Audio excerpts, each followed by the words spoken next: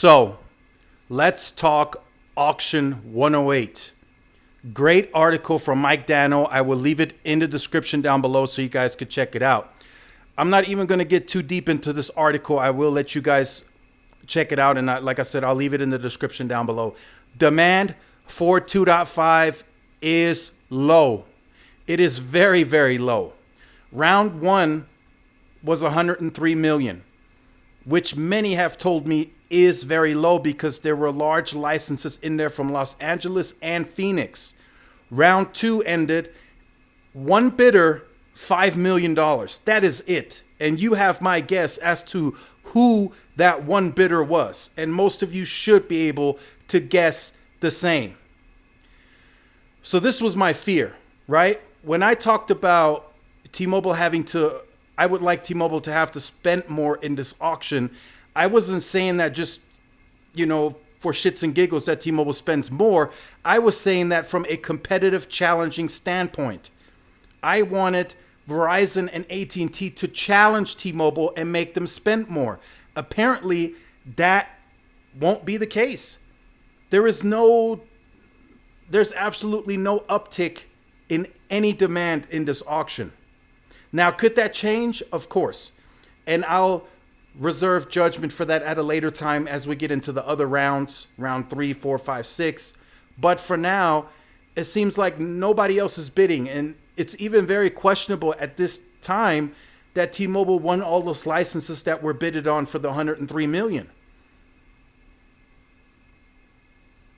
So there's not a lot of pushback against T-Mobile.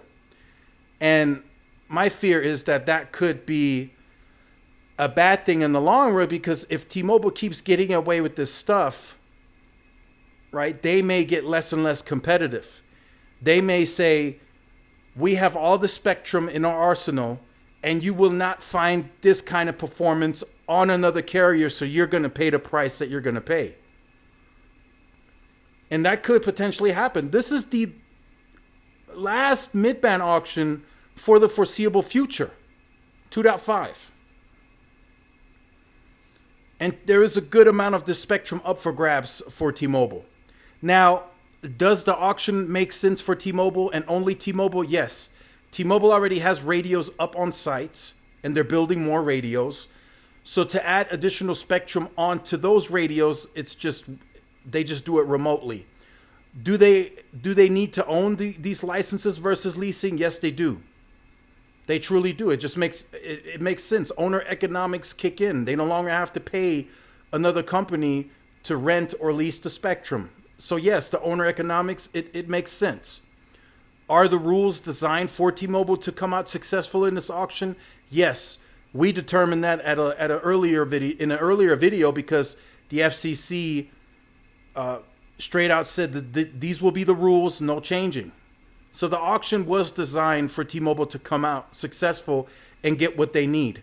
But if this auction is going the way that it's going at the pace, T-Mobile may get what they need and more for less than $1 billion. And like I said, that could backfire eventually. T-Mobile already has more mid-band spectrum if you include sub 2 gigahertz versus anyone else. Now, Verizon has more millimeter wave. That's a topic for another video. But for now, T-Mobile is in a position, the way this auction is going, to just pile on more and more and more spectrum. So let me know what you think about this in the comment section down below. Make sure you guys like, share, subscribe to the channel. Follow my social media outlets for more updates and interactions. This is Tyrone with Tech Life, and I will see y'all in the next one. Peace.